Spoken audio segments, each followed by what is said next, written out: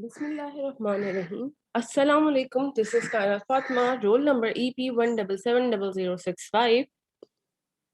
The topic I was assigned for presentation is endocarditis, and the subtopic I have chosen is Streptococcus built-in endocarditis.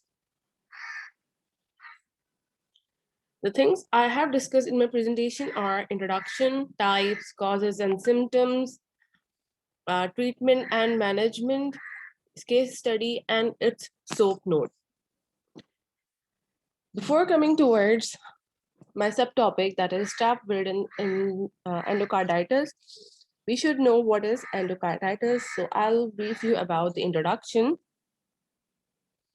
Endocarditis is a life-threatening inflammation of the inner lining of your heart's chambers and walls, that is endocardium.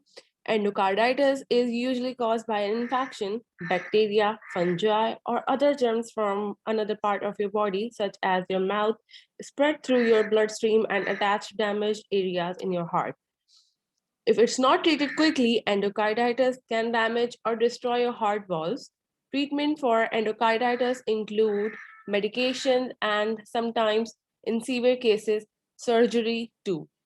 People at greatest risk of endocarditis usually have damaged heart valves, artificial heart valves, or other heart defects.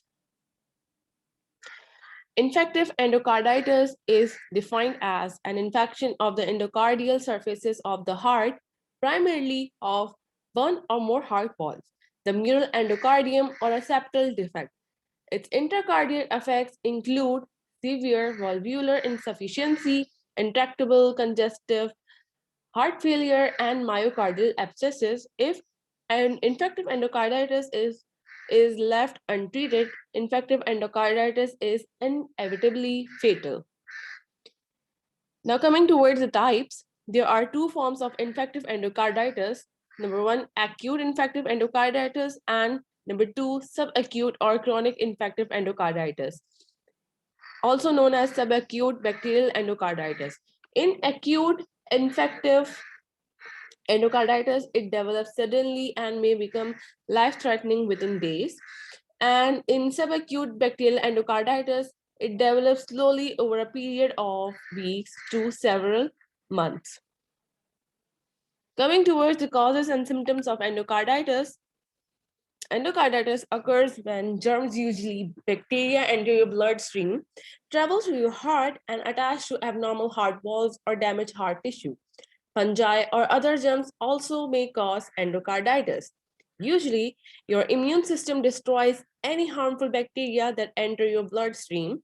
However, bacteria that live in your mouth, throat, or other parts of your body, such as your skin or your gut, can sometimes cause endocarditis under the right circumstances.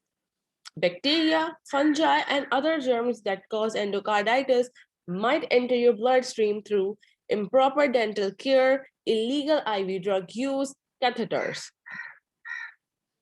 Coming towards the symptoms, endocarditis may develop slowly or suddenly, depending on what germs are causing the infection and whether you have an underlying heart problems. Signs and symptoms of endocarditis can vary from person to person.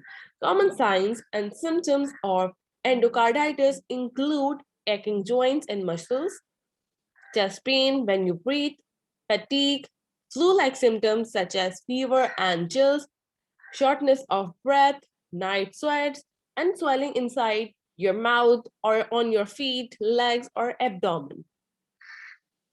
Coming towards the treatment and management of endocarditis. Initial empiric therapy in patients with suspected endocarditis should include vancomycin or ampicillin or sulbactam plus an aminoglycoside. Valve replacement should be considered in selected patients with infectious endocarditis. Meanwhile, treatment of native valve infection requires a minimum of 4 weeks of IV antibiotics, whereas prostatic valve endocarditis should be treated for a minimum of 6 weeks. For the medication, the type of medication you receive depends on what is causing the endocarditis. High doses of IV antibiotics are used to treat endocarditis caused by bacteria. If you receive IV antibiotics, you will generally spend a week or more in hospital, so your doctor can determine if the treatment is working. Once your fever or any severe signs and symptoms have gone away, you might be able to leave the hospital and continue IV antibiotics with visits to your doctor's office or at home with home care. You will usually take antibiotics for several weeks to clear up the infection. If endocarditis is caused by a fungal infection, your doctor will prescribe antifungal medication. Some people need lifelong antifungal pills to prevent endocarditis from returning. And meanwhile, if we are treating our endocarditis with surgery in the severe cases, basically it's like heart valve surgery may be needed to treat persistent endocarditis infection or to place a damaged valve. Surgery is also sometimes needed to treat endocarditis that is caused by a fungal infection. Depending on the condition, your doctor may recommend repairing your damaged valve or replacing it with an artificial valve made of cow, human heart tissue, or man-made materials. Now coming towards my subtopic, Streptococcus viridian endocarditis. The case study in this subtopic is patient of 57-year-old 60 kg man with chief complaint of fatigue, persistent low-grade fever, night sweats, arthralgias, and a 7 kg unintentional weight loss is admitted to hospital for evaluation. Visual inspection reveals ill-appearing man in no acute distress. Physical examination on admission is significant for a grade 3 to 4 diastolic murmur with mitral regurgitation that has increased from pre-existing murmur, a temperature of 100.5 degree Fahrenheit, skin lesions, subungual splinter hemorrhages, and genital lesions on the soles of both feet. Nail clubbing, rough spots, or Osler's knots are not evident. The remainder of his physical examination is unremarkable. Patient's medical history is significant for mitral valve prolapse and more recently a dental procedure involving the extraction of 4 wisdom teeth. The history of his present illness is noteworthy for the development of aforementioned symptoms about 2 weeks after the dental procedure. His current medication is ibuprofen 600 mg QID. Relevant laboratory results include hemoglobin 11.4 gram per deciliter, hematocrit 34%, reticulocyte count 0.5%, white blood cell count 85,000 millimeter cube with 65% polis and 1% bands, blood urea nitrogen 21 milligram per deciliter, and serum creatinine 1.8 milligram per deciliter. A urinalysis reveals 2 plus protein urea and 10 to 20 red blood cells per high power field. The erythrocyte sedimentation rate on admission is elevated at 66 millimeter per hour, and the rheumatoid factor RF is positive. Results from a transthoracic echocardiogram were unrevealing. To establish the diagnosis of infective endocarditis, 3 blood cultures were obtained over 24 hours. All cultures obtained on day 1 are reported to be growing alpha hemolytic streptococci, while confirmation and speciation of the organism is being performed. Patient is started on penicillin G, 2 million units IVQ 4-hour, 12 million per unit per day, and gentamicin 120 mg, followed by 60 mg Q12-hour. Antimicrobial susceptibility results are pending. What clinical manifestations and laboratory abnormalities in patient are consistent with infective endocarditis? So coming towards our SOAP notes. SOAP notes are basically SOAP, S for subjective, O for objective, A for assessment, and P for plan. Coming toward the subject, we have a 57-year-old patient with 60 kg weight, and he has chief complaint of fatigue, a persistent low-grade fever, night sweats, arthralgias, a 7 kg unintentional weight loss, having skin lesion, subungual splinter hemorrhages, and Jan-Bay lesions on the soles of both feet. Coming towards the objective, our patient have temperature of 100.5 degree Fahrenheit, having hemoglobin level 11.4 gram per deciliter, hematocrit 34%, reticulocyte count 0.5%, white blood cell count 85,000 per millimeter cube with 65% polis and 1% bands, blood urea nitrogen 21 milligram per deciliter, serum creatinine 1.8 milligram per deciliter, a urinalysis reveals 2 plus protein urea and 10 to 20 red blood cells per high power field. The erythrocyte sedimentation rate on admission is elevated at 66 millimeter per hour. The rheumatoid factor is positive. Coming towards the diagnosis of our patient or our disease, basically, diagnosis can be done by several methods. Like we have chosen blood culture for our patient, although patient's medical history and clinical presentation are highly suggestive of infective endocarditis. Blood culture is the single most important diagnostic workup of a patient suspected to have infective endocarditis. Bacteremia secondary to endocarditis is continuous and low grade, and 50% of the cultures, less than 50% of the cultures have only 1 to 30 bacteria per ml. Despite the low concentration of organisms,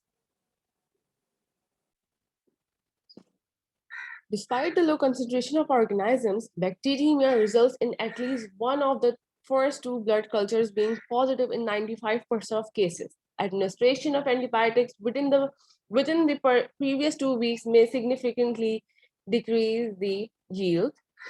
At least 3 sets of blood culture collected by separate manufacturers should be obtained over the first 24 hours of presentation. In a stable patient such as our patient who has had the disease for several weeks or months, it is important to establish the exact microbiological cause before initiating antimicrobial therapy. Patients who are acutely ill should have empiric therapy started as soon as the appropriate cultures are obtained to avoid further valvular damage or other complications. And number 2 diagnosis method is echocardiography, ECG. Echocardiography is valuable tool in establishing early diagnosis, identifying patients at high risk for complications, and optimizing the timing and mode of surgical intervention. All patients with suspected infective endocarditis should have an ECG on admission and repeated during their course as necessary. An ECG uses sound waves to produce images of your heart while it's beating. This test shows how your heart chambers and walls are pumping blood through your heart. Your doctor may use 2 different types of ECG to help diagnose endocarditis. In transthoracic ECG, sound waves directed at your heart from a wound-like device transducer held on your chest produce video images of your heart in motion. This test lets your doctor see the heart structure and check if there is any sign of damage.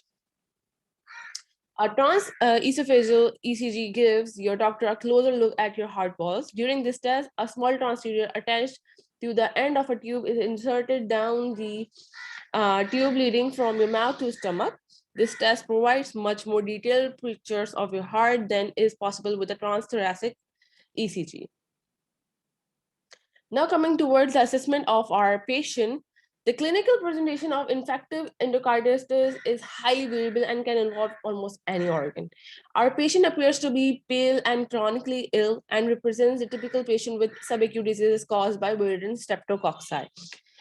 Consistent complaints include fever, fatigue, weight loss, night sweats, nausea, and vomiting.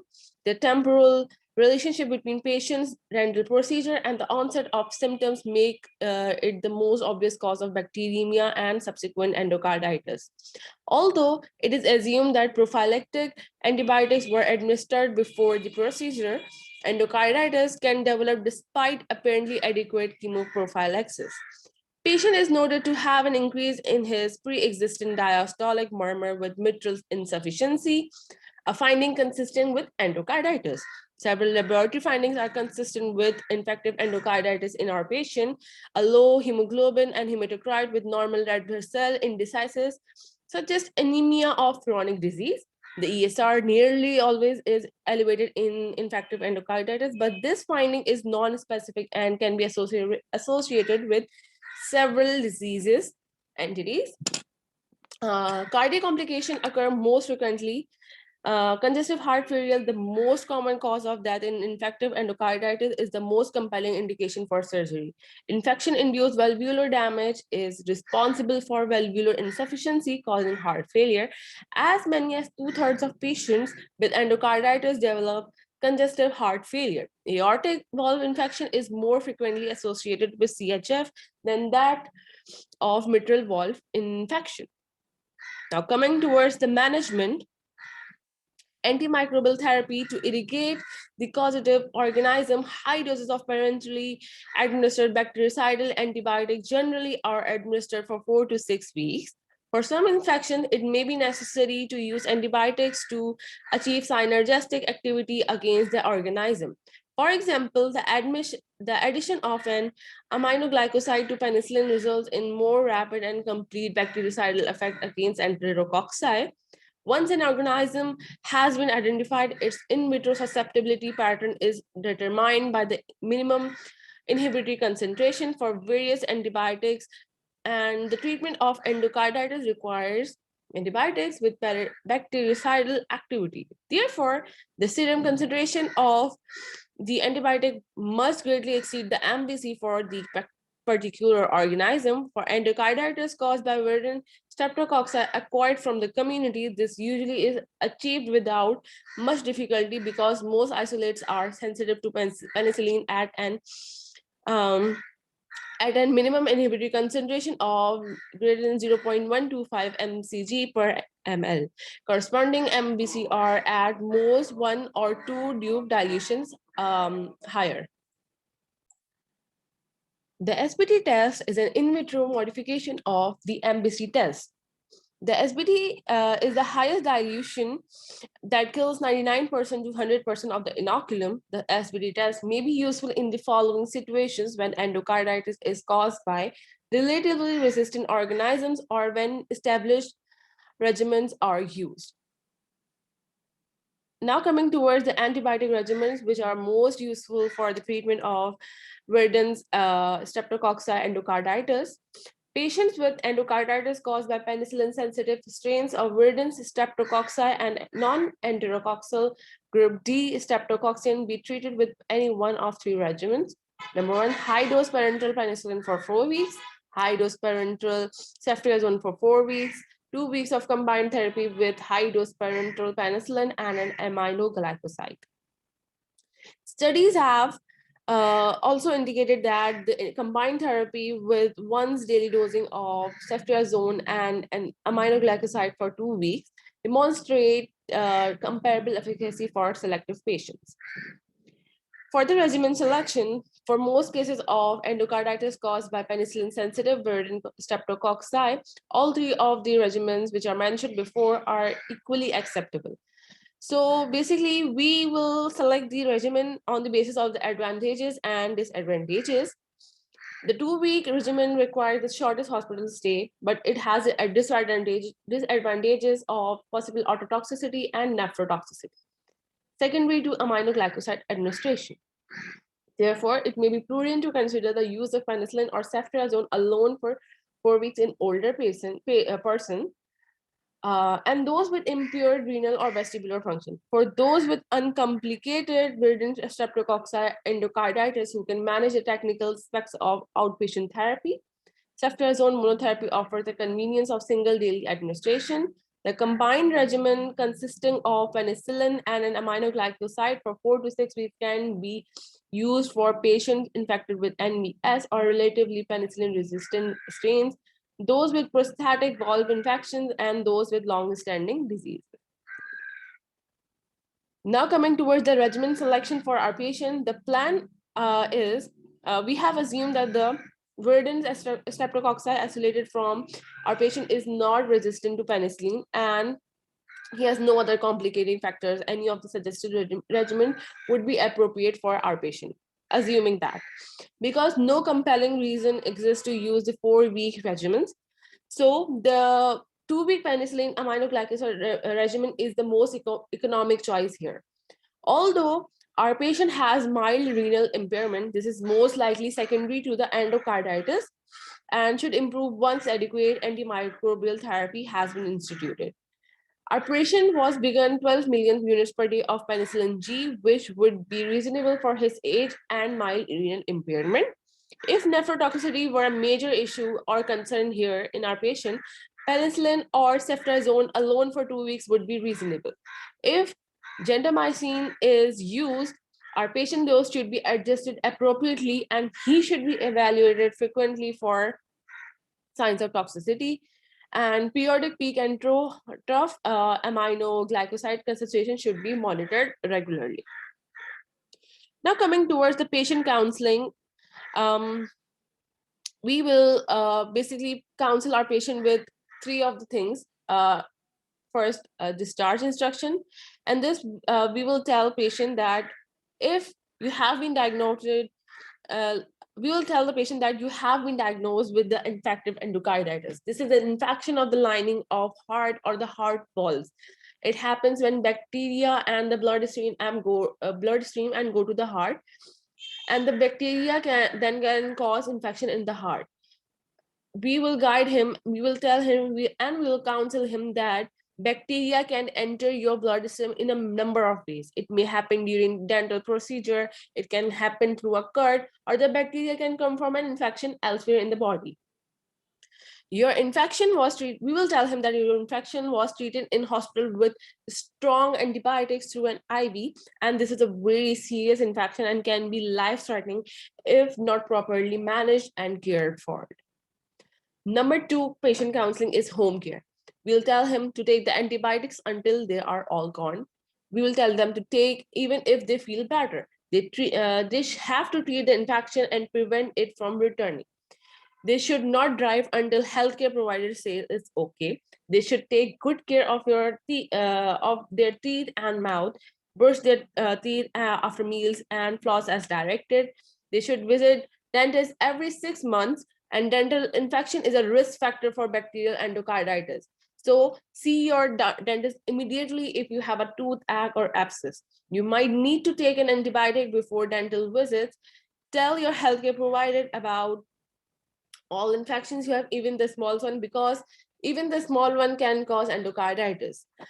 Uh, Take good care of yourself, get regular exercise, and eat a healthy diet. Stop smoking. Be careful to get proper treatment of any open cuts that develop. Number 3, if you have any of the following symptoms, you should call your healthcare provider immediately. The symptoms like tiredness that persists for 2 to 3 days, chest pain, short of breathness, fever over 100.4 degree Fahrenheit, sweats, severe abdominal or flank pain, bloody urine, palpitations, fainting, trouble speaking, weakness, or return of symptoms like loss of appetite, weight loss, paleness, headache, or weakness, you should call your healthcare provider immediately. This was all. These websites are the sources where I have gathered my information on endocarditis. Meanwhile, the case study was taken from Koda Kimball book. That's all from my side. This is Kainat Fatma signing off. Allah Hafiz.